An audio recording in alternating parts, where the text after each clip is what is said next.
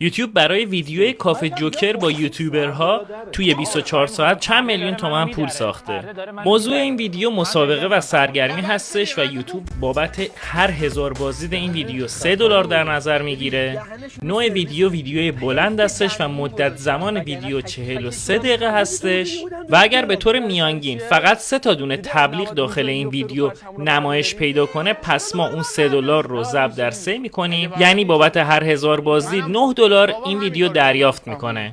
که برای 300,000 تا بازدیدی که این ویدیو فقط تو 24 ساعت اول به دست آورده، درآمدش $2700، یعنی با دلار 90,000 تومانی 243 میلیون تومان ناقابل تا اینجای کار بوده. حالا اگر تو هم میخوای از طریق یوتیوب به درآمد دلاری برسی، یه چالش رایگان را انداختن، کافیه فقط عدد 1 کامنت بذاری. شرکت داخلش کاملا رایگانه. خودم بهت میگم چجوری داخل شرکت کنی. پس عدد 1 همین الان کامنت بذار. راستی دوست داری نفر بعدی چه کسی باشه؟